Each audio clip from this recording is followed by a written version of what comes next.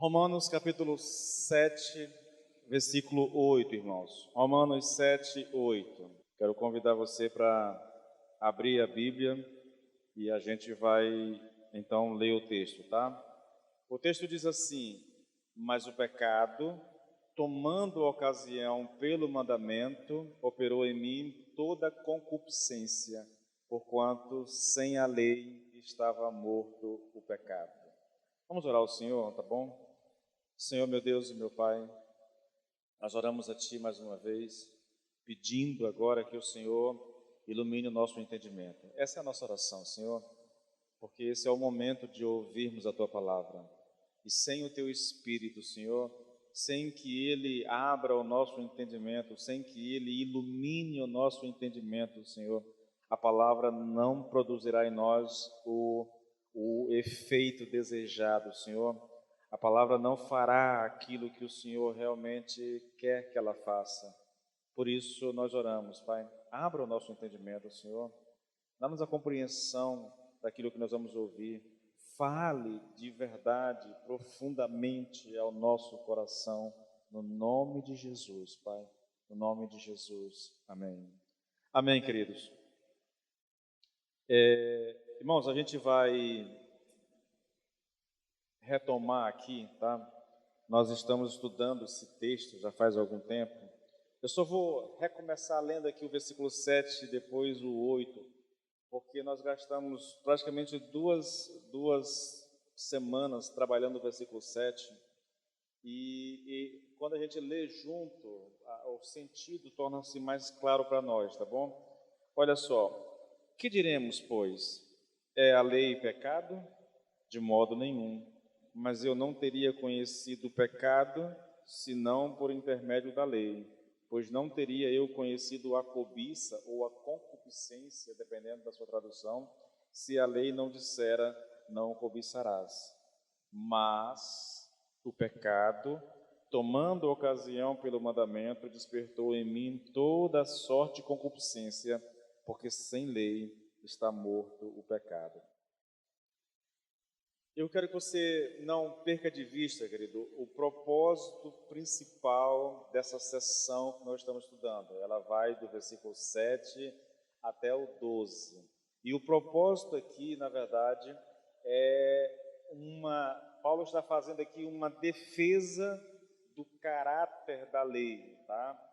Ele está aqui tirando aqui, se é que eu posso colocar dessa forma, todo tipo de entendimento errado que as pessoas tiveram ao ouvir Paulo falar da lei. Ele falou da lei em todos os capítulos, 2, no 3, no 5, no 6, entende?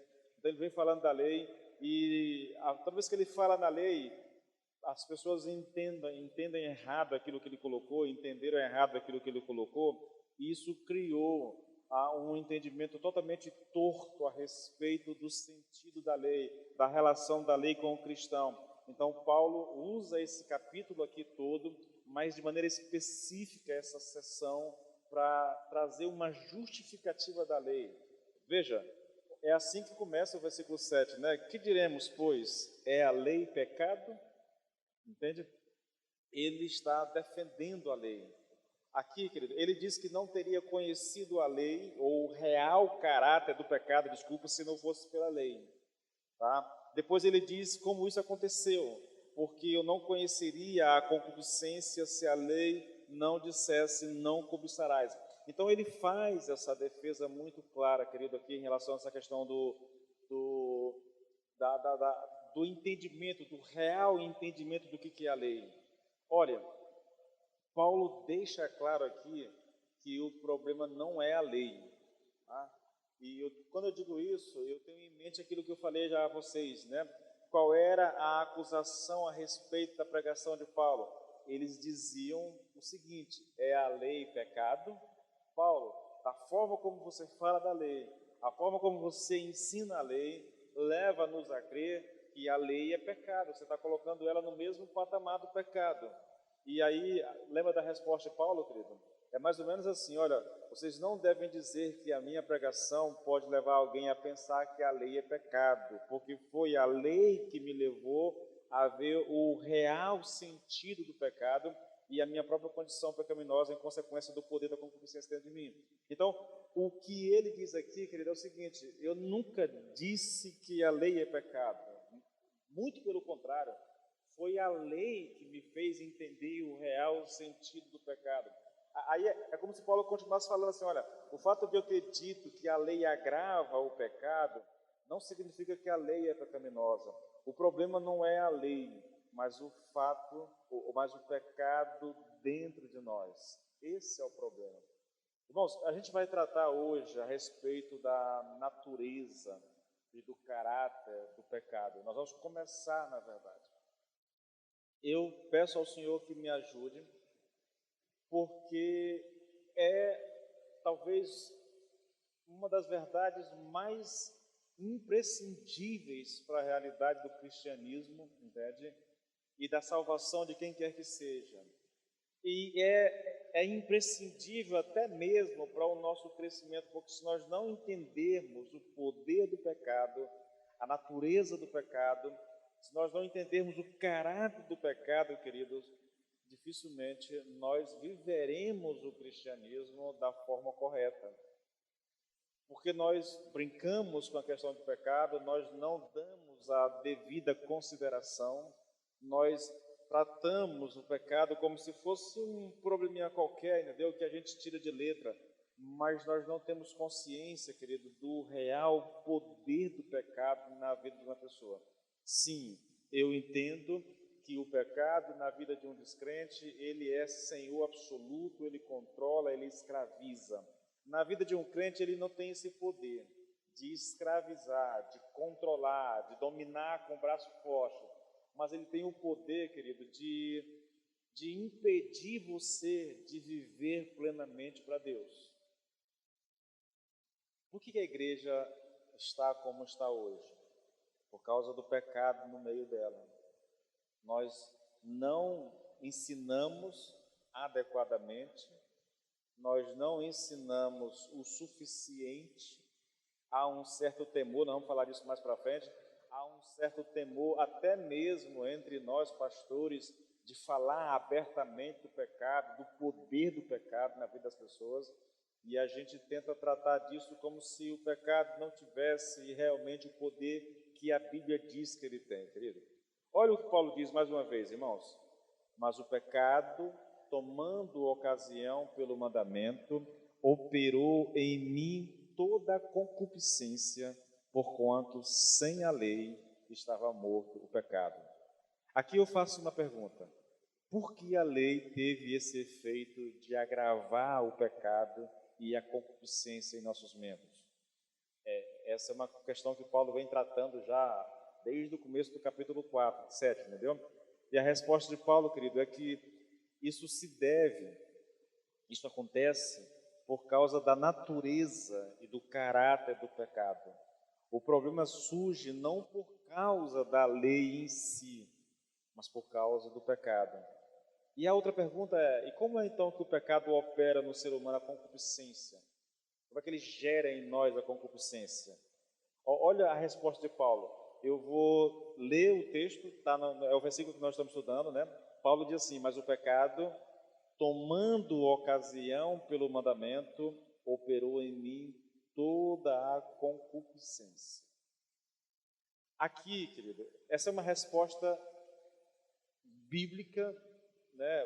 O próprio texto está respondendo, mas eu vou tratar disso, né? Trazendo uma resposta a isso, e eu vou fazer isso de duas formas. Eu vou começar tratando aqui praticamente palavra por palavra do que Paulo diz aqui, nesse versículo 8, né? E depois que eu fizer isso, eu vou trazer conceitos, princípios extraídos, isso tudo para tentar explicar como é que o pecado opera no ser humano a concupiscência, como é que ele gera em nós a concupiscência, tá bom? Então, eu queria chamar sua atenção, querido, é uma pregação, não é aquela coisa assim muito emotiva, entendeu?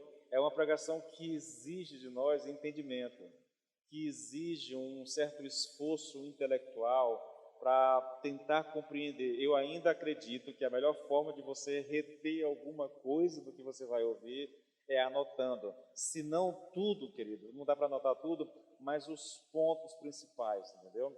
Então, eu vou dizer para vocês, vou começar aqui com o pecado. O que é pecado, querido? Quando Paulo se refere aqui ao pecado, ele não está falando apenas de atos pecaminosos. O cara mentiu, o cara roubou. Inclui isso, mas vai muito além disso, tá?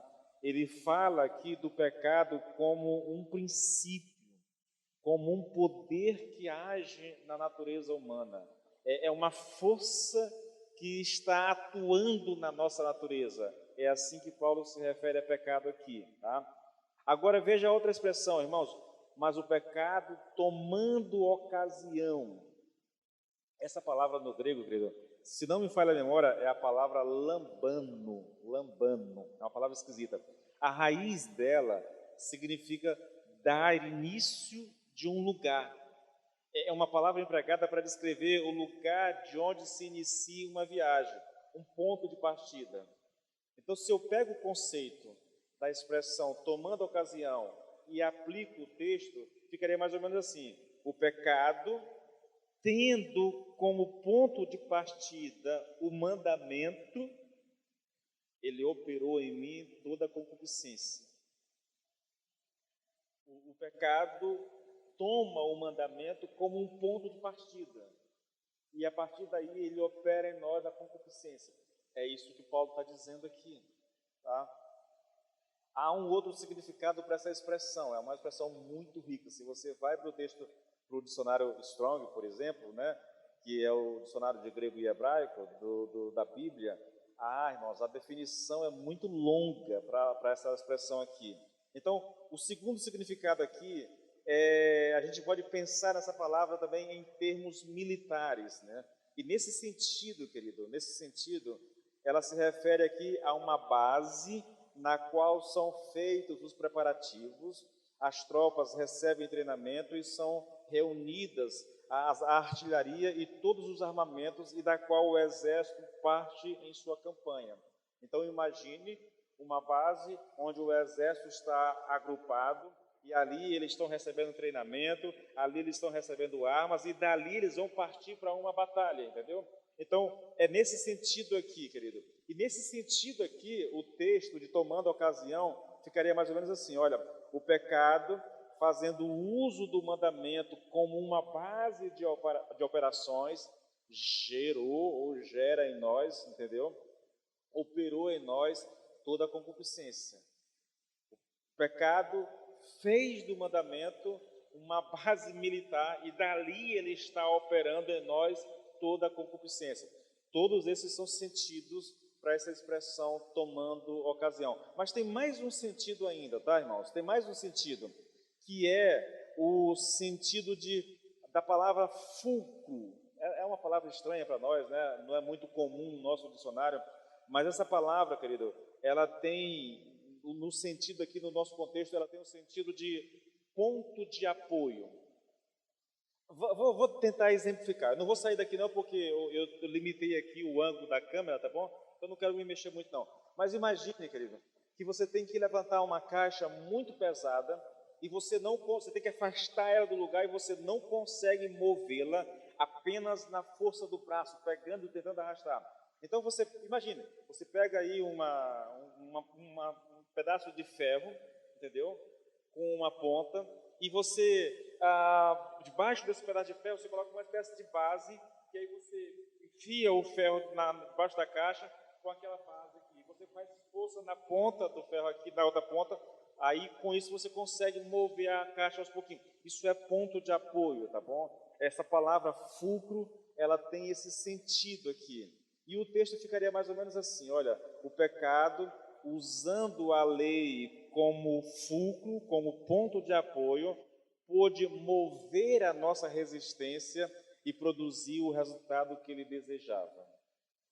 É como se o pecado se apoiasse nessa ferramenta.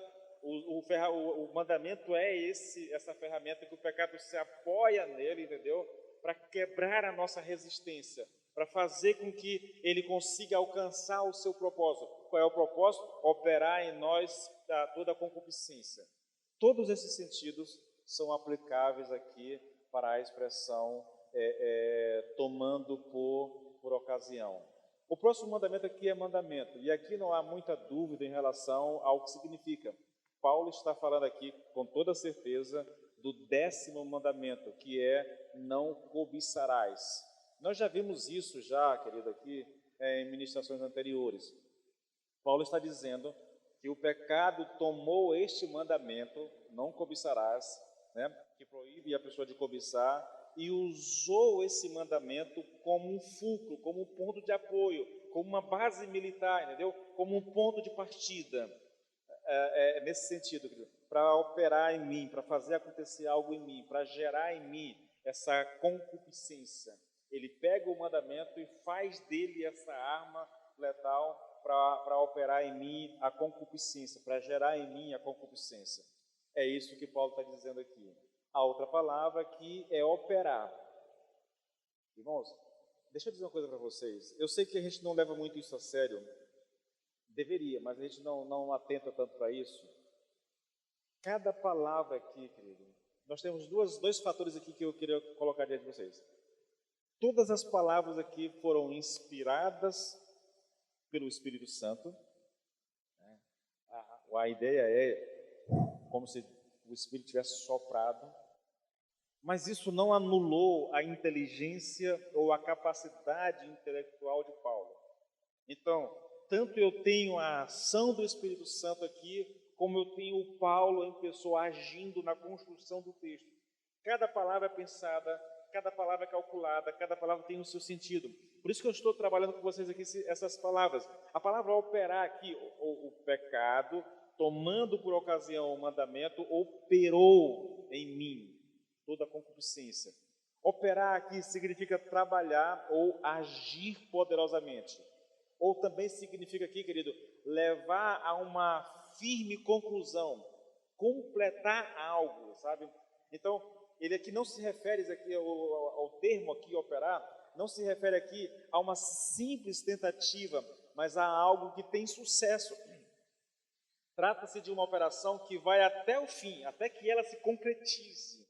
O pecado, diz Paulo, tomando ocasião pelo mandamento, operou em mim, operou vigorosamente. Ele realmente produziu um resultado final em mim, nesse aspecto. É esse o sentido de operar aqui. O pecado fez aquilo que ele queria fazer. Ele operou aquilo que ele queria operar. Ele realizou em mim aquilo que ele queria realizar. É isso que Paulo está dizendo aqui nesse texto, querido. Mas o que foi que o pecado produziu em nós, irmãos? O texto diz: ele operou em mim toda a concupiscência. Essa palavra nós já estudamos ela, tá bom? Acho que semana passada nós vimos essa palavra. Ela significa, querido, um desejo forte, um desejo ardente por aquilo que é proibido por Deus. Ela tem um sentido natural, né? Mas quando Paulo usa o termo concupiscência, ou dependendo das traduções, concupiscência, cobiça, luxúria, são os termos muito fortes usados por Paulo. Quando essa palavra, deixa eu tentar lembrar aqui o termo original dela, deixa eu ver se eu acho, ver aqui a palavra concupiscência. Eu estou na Ara, isso. É a palavra epitomia, isso. A palavra epitomia. Quando essa palavra, ela tem um sentido de desejo, por exemplo, eu citei lá o texto de Jesus com vontade de comer, desejo de comer, desejou ardentemente comer a ceia com os discípulos. Então, ela tem esse sentido, mas quando ela tem esse sentido, quando o texto bíblico usa desejou ardentemente ou desejou, é apenas o sentido natural, mas quando a mesma palavra epitomia é usada pelo apóstolo, né, ou de acordo com as nossas traduções, aí os tradutores usam concupiscência, cobiça, luxúria, aí ela tem esse desejo, ela exprime esse desejo por aquilo que é proibido por Deus. Ela fala de luxúria, de um desejo pecaminoso, imoral, indecente. Ela fala de cobiça, é algo que Deus proibiu, mas que nós queremos. Foi isso que o pecado operou em nós. esse tipo de desejo. Olha só, irmãos, deixa eu ler com vocês mais uma vez, versículo 7, onde nós citamos a palavra a concupiscência. Que diremos então? A lei é pecado? De maneira nenhuma.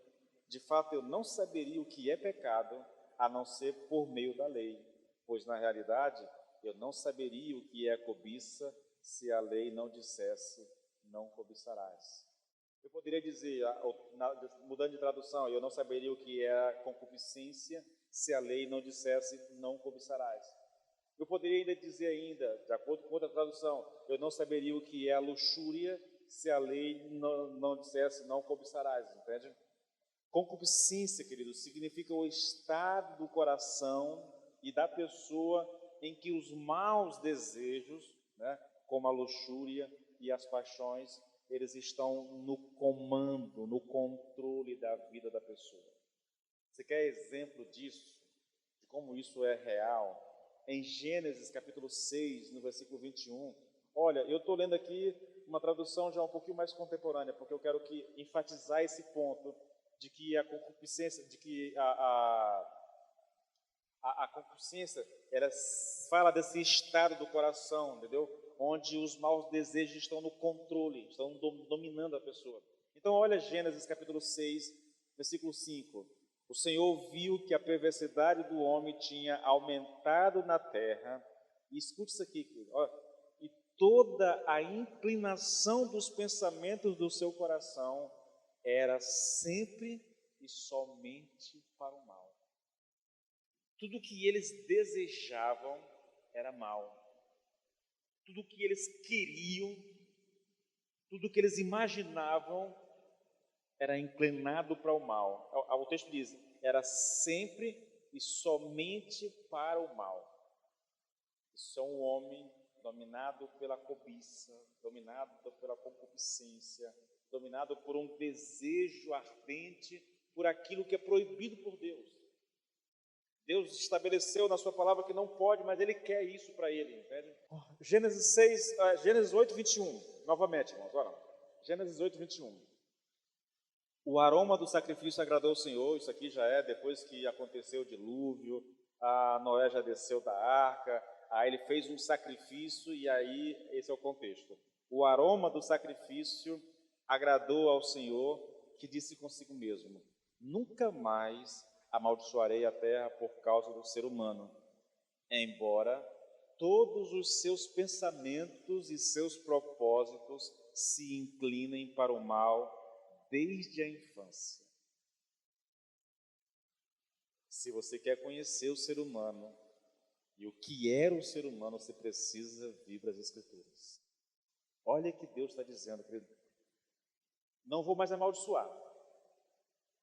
Porque se for assim, não vai ter ninguém na terra. Por quê? Porque os pensamentos e propósitos do coração dessas pessoas se inclinam para o mal desde a infância. Se Deus fosse destruir, Deus tinha que viver destruindo o mundo. Destrói e reconstrói, destrói e reconstrói. Porque isso é a natureza humana, sem Cristo. É o homem no seu natural, sem Deus. Paulo está dizendo nesse versículo 8, querido, que o pecado, né, usando aqui o mandamento como fulcro, vamos lá, como fulcro, como ponto de apoio, como base militar, como ponto de início de partida, entendeu? Ele operou poderosamente nele para produzir todo tipo de luxúria e maus desejos. Em outras palavras, o pecado usa o mandamento para despertar no ser humano, entende? Para gerar no coração do ser humano o desejo por aquilo que é errado, é pecaminoso. Há uma certa resistência no coração humano, mas o pecado usa exatamente o mandamento como esse ponto de apoio para remover a resistência e levar o homem à concupiscência. É mais ou menos isso que Paulo está dizendo aqui, querido.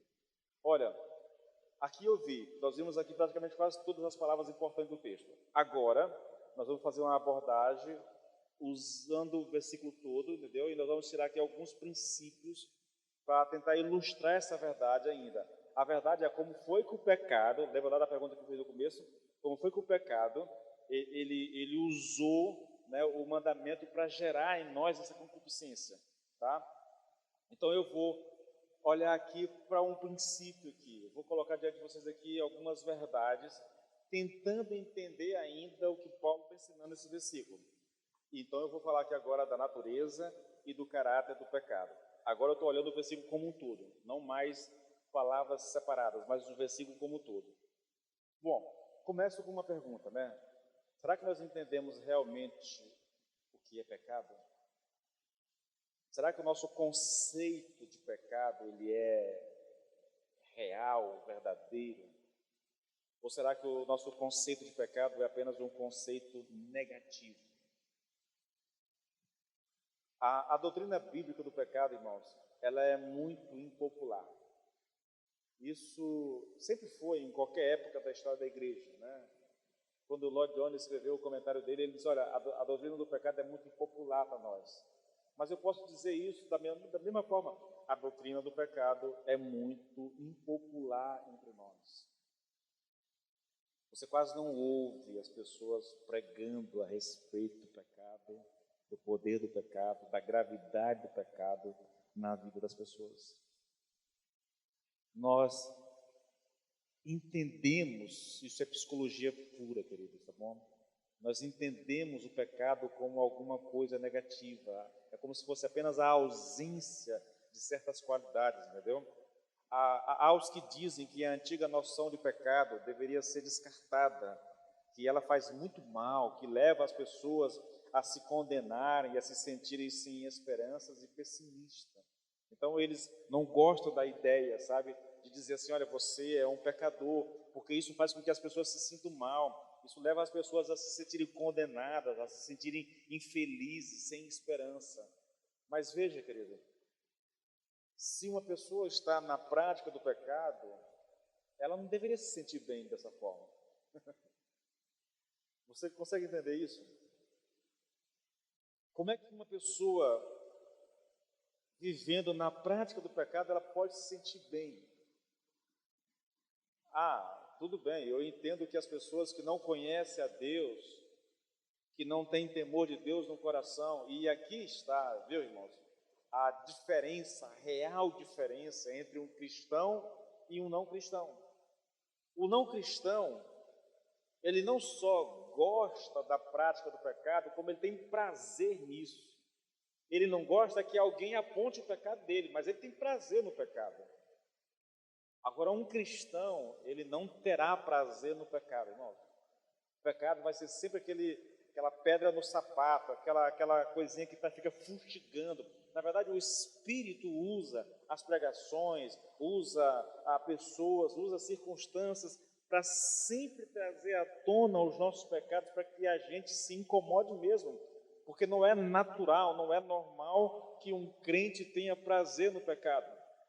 Então, as pessoas não gostam dessa ideia de que o pecado ele constrange as pessoas, faz com que as pessoas se sintam sem esperanças, pessimistas, que elas se vejam como condenadas, entende? Dizem essas pessoas, querido, que o termo pecado nem deveria ser utilizado, porque ele é negativo demais, entendeu? Que é psicologicamente mal para nós, porque produz pessoas tristes. Ô, irmãos, como seria bom realmente que o pecado produzisse tristeza no nosso coração? Tá, esse é o pensamento mundano, esse é o pensamento secular. E, escandalize se você quiser, isso muitas vezes é o pensamento até mesmo de algumas pessoas que estão em cargos de liderança, né, ocupando pastorado, ocupando posições importantes na igreja de ensino. E sabe o que essas pessoas dizem? Muitos dizem que nós não devemos falar do pecado propriamente dito. O que nós devemos dizer é que gostaríamos de ver na pessoa algo que não há nela. Deixa eu explicar para você. Nós não devemos dizer a uma pessoa que ela é má. Devemos dizer que ela não é uma boa pessoa. É diferente, né? Olha isso aqui. Nós não devemos dizer a um homem que ele é positivamente mau. O que nós devemos dizer é que ele ainda não se desenvolveu o quanto poderia ter se desenvolvido. É mais educado, sabe? Como é que é o termo lá que você gosta de usar? É um eufemismo, entendeu? Não, ele não é mau, ele só não se desenvolveu ainda o suficiente. Quando você diz que ele é mau, isso pode constrangê-lo, isso pode fazer com que ele se sinta mal, se sinta infeliz, entende? Não, a gente não deve dizer isso. Irmãos, acredite se quiser, isso acontece dentro da igreja. Isso acontece dentro da igreja. Isso é psicologia pura, irmãos. Qual é o termo que para psicólogo na escola? É uma formação que existe, né? Eu tinha uma amiga que era psicopedagoga, acho que o nome é isso. Né? Na hora de orientar as crianças, a criança lá é rebelde, lá não obedece ninguém. Aí você não pode dizer que você é rebelde. Olha, você não está se comportando da maneira como deveria se comportar.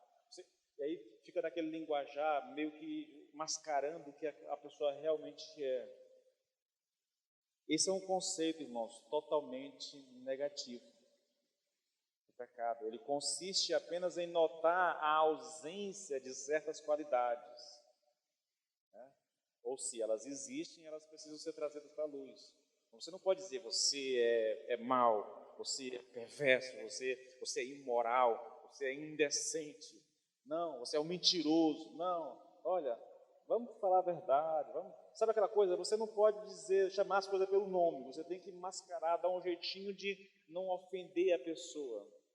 Isso está muito em voga na nossa época.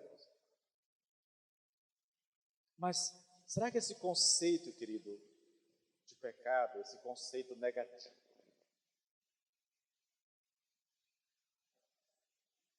à luz da Bíblia? A resposta é de maneira alguma, querido. O quadro que Paulo pinta aqui, irmãos, e a própria fraseologia empregada aqui, visa expor a ideia de que o pecado ele é positivo. Não somente positivo, irmãos, mas poderoso ao extremo. É isso que Paulo está dizendo a respeito do pecado. É uma coisa que pode tomar ocasião, é uma coisa que pode ter uma base de operações, que pode usar um ponto de apoio, entendeu? Que pode mover grandes obstáculos. O pecado pode agir, irmãos, ele pode operar poderosamente. Esse é o ensino aqui. O interessante, querido, é que quando Paulo faz isso, né, quando ele coloca aqui o pecado operando em nós dessa forma, o pecado tomando por ocasião o mandamento despertou em mim toda sorte de concupiscência, ou produziu em mim. Essa expressão despertou, né, nem é tão... Vou pegar uma tradução um pouquinho melhor ainda, porque retrata mais ainda o que eu estou querendo colocar. Eu vou pegar aqui a revista corrigida e...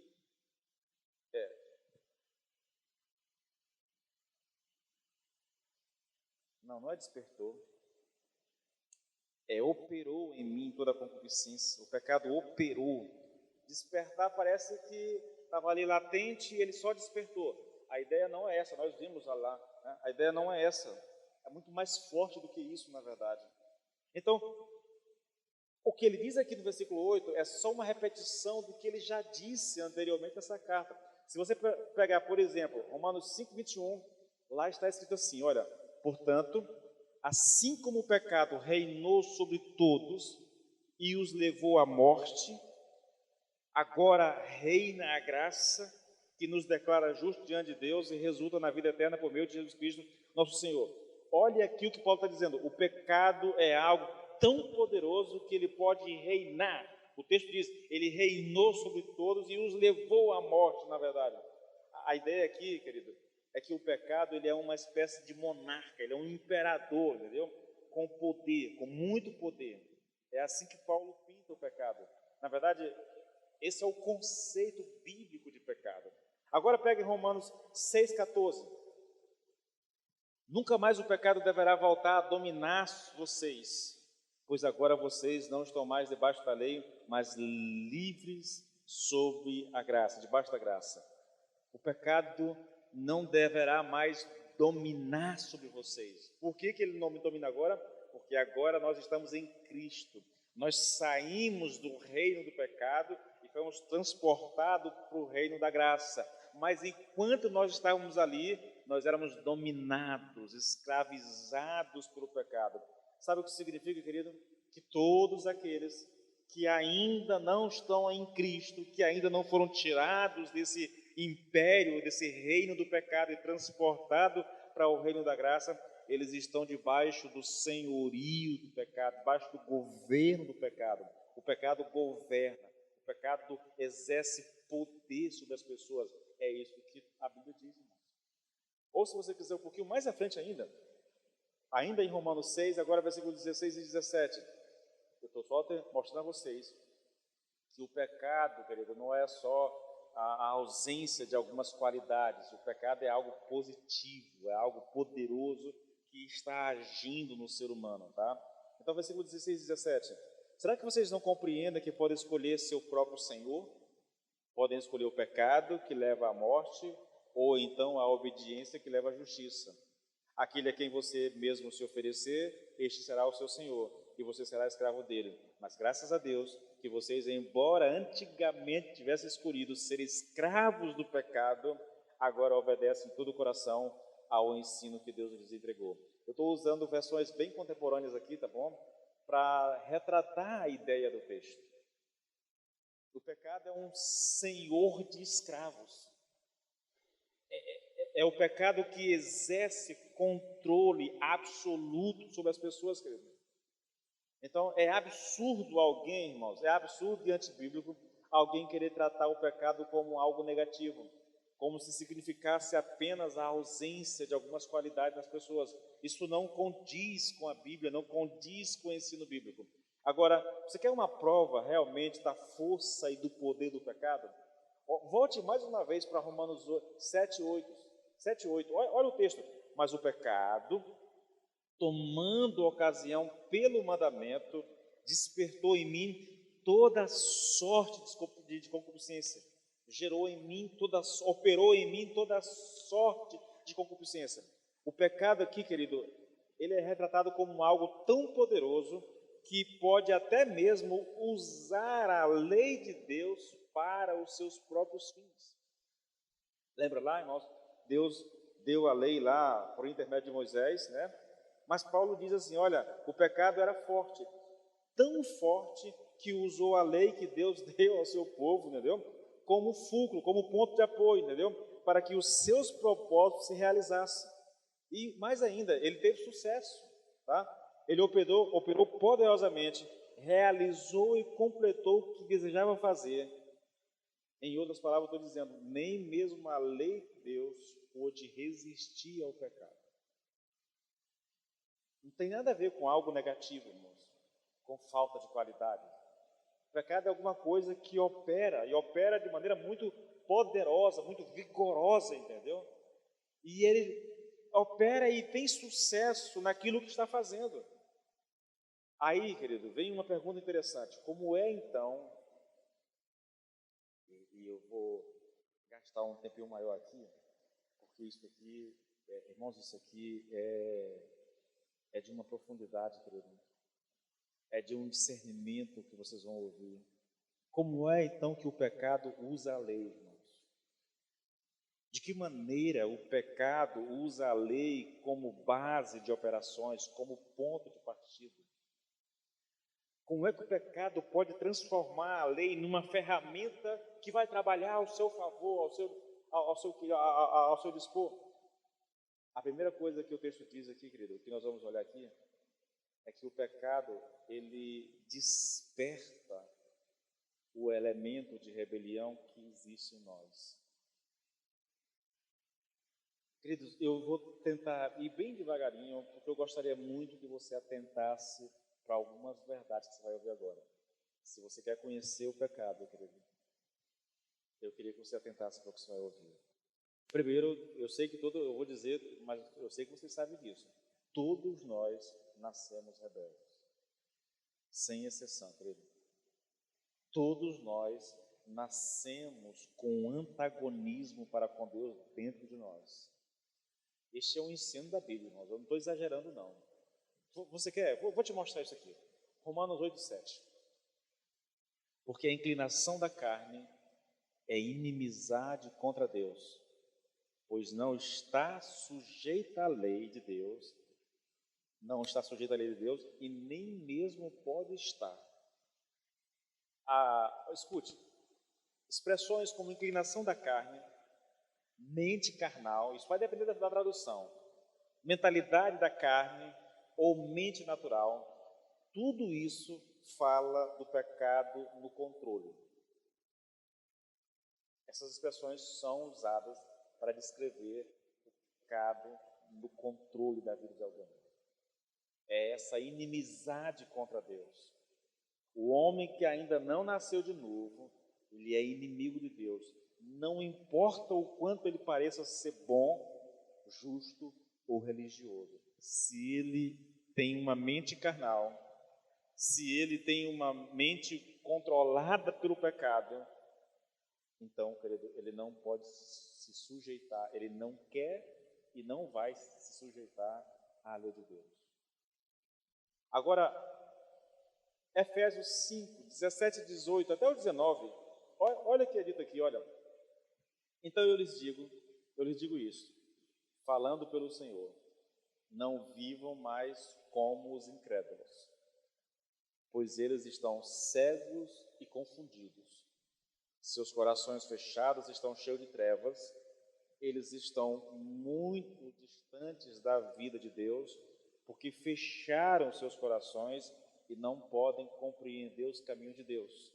Não se preocupam mais com o que está certo ou errado e se entregam a práticas impuras. Nada os detém e são guiados pelas suas mentes malvadas e sua imoralidade desenfreada.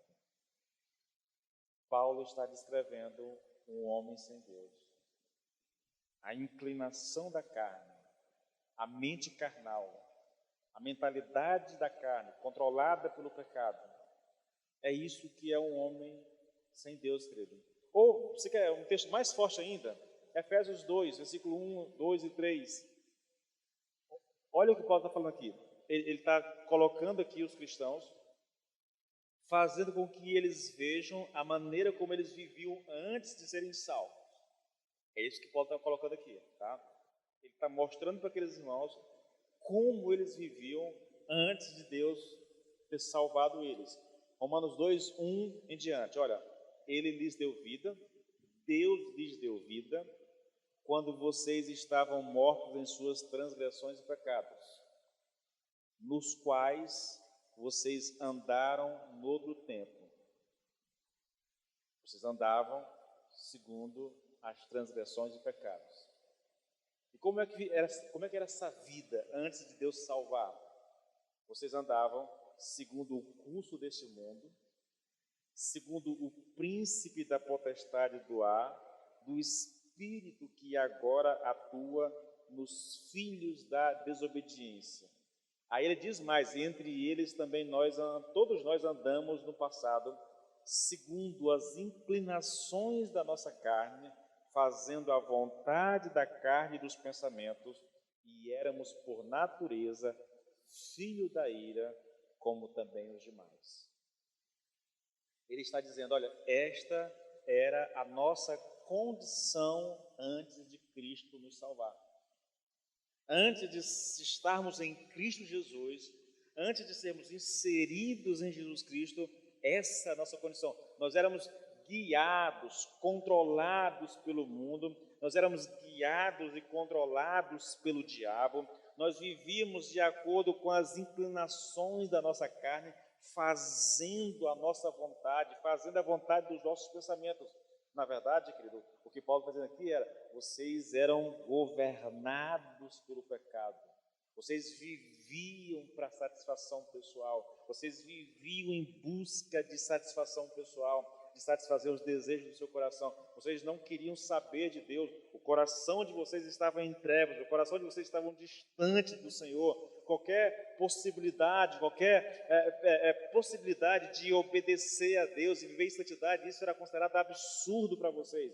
Na verdade, é isso que as pessoas falam hoje, entendeu?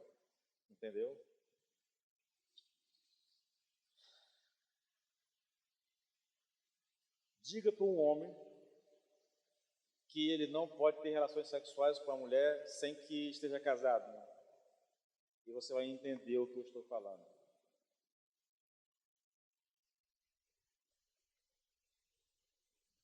Olha como o Lloyd Jones, querido, descreve esse processo de rebelião causado pela lei na mente de uma pessoa controlada pelo pecado.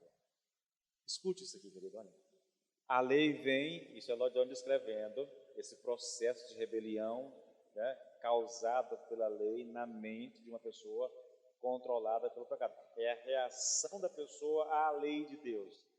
A lei vem e se dirige a um homem, e logo o antagonismo a Deus, que é inato nele e que lhe é natural, né, o espírito de rebelião é despertado e intensificado, e o desejo de realização pessoal entra em cena. Diga para ele, você não pode fazer isso. Isso é pecado aos olhos de Deus.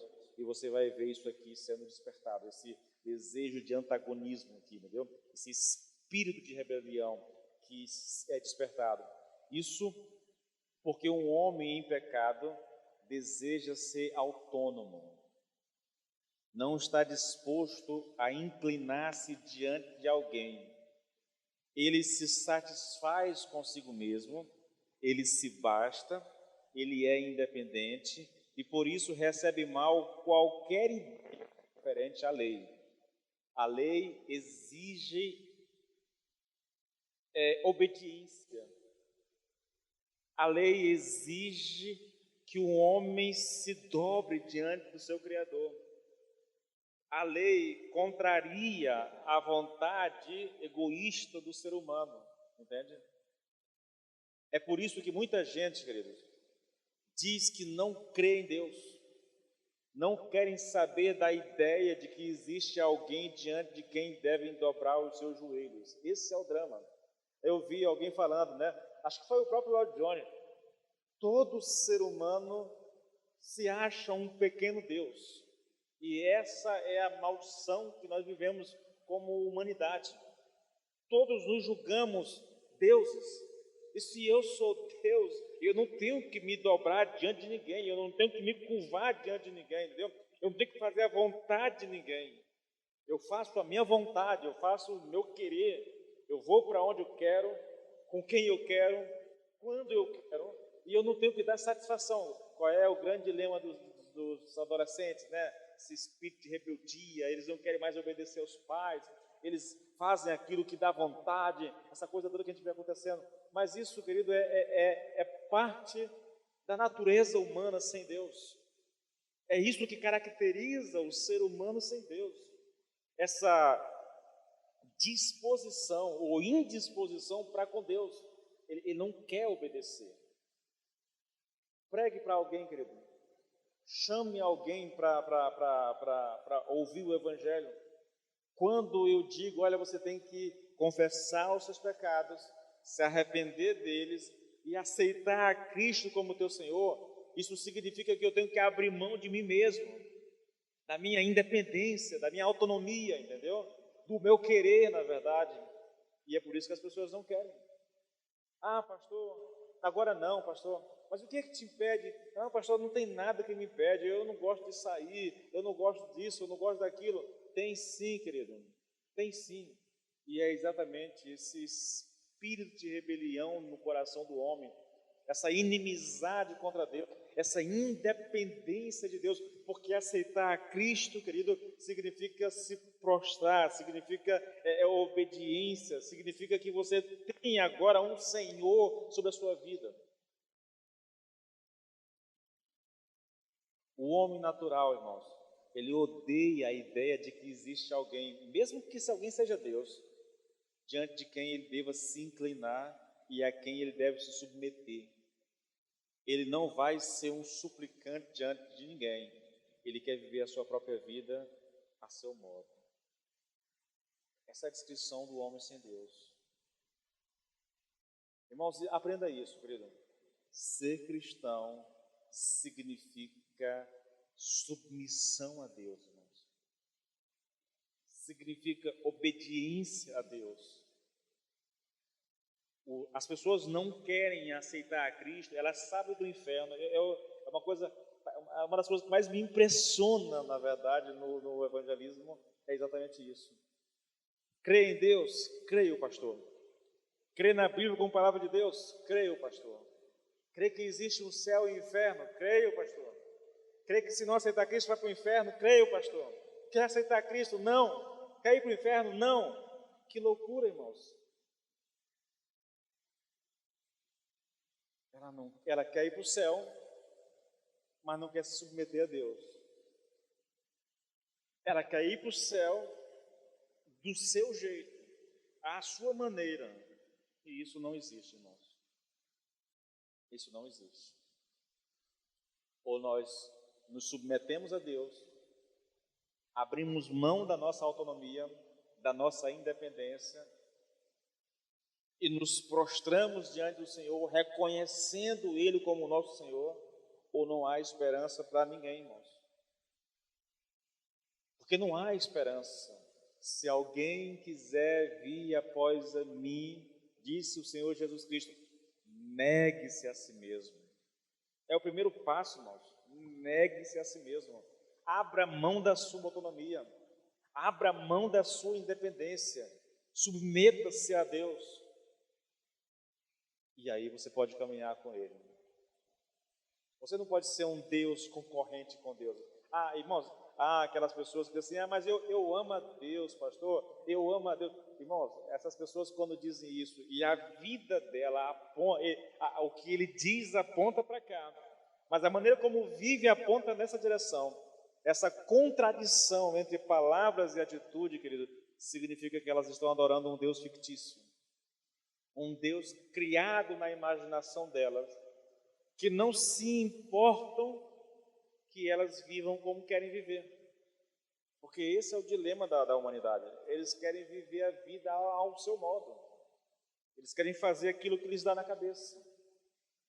E esquecem que nós temos o pecado, querido, reinando na nossa mente, no nosso coração, trabalhando de dia e de noite para nos afastar de Deus, operando em nós diuturnamente para nos separar de Deus. Eu não sei como é que você lida com isso, querido. Eu só sei que o nosso desafio é submeter a nossa vontade à vontade de Deus. Reconhecer que Deus é Senhor da nossa vida. Literalmente, irmãos, nós somos chamados diante de Deus, não diante do homem, mas diante de Deus, a baixar a cabeça, querido, a nos curvar e segui-lo em adoração. Eu reconheço e preciso reconhecer que a vontade de Deus é boa, perfeita e agradável. Preciso me submeter a essa vontade.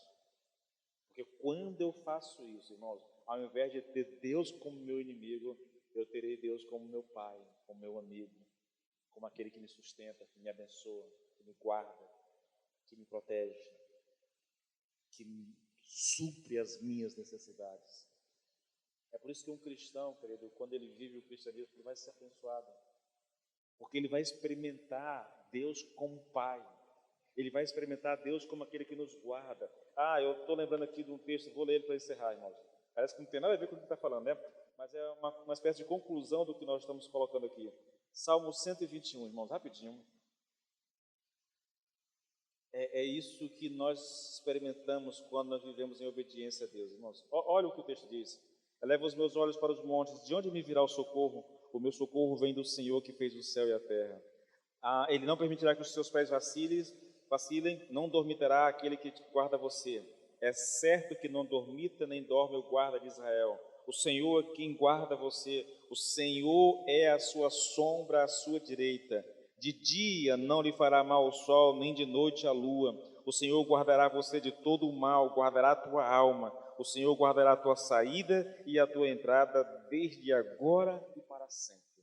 Essa é a bênção para aqueles que se submetem à vontade do Senhor, para aqueles que reconhecem Deus como seu Senhor, que reconhecem a soberania de Deus, o governo de Deus sobre a sua vida e se sujeita a isso. Mas aqueles que estão, querido, vivendo na prática do pecado, governados pelo pecado, rejeitando completamente qualquer orientação divina, essas pessoas, elas, se não mudarem, se não se arrependerem, findarão as suas vidas, querido, numa situação muito delicada de condenação eterna.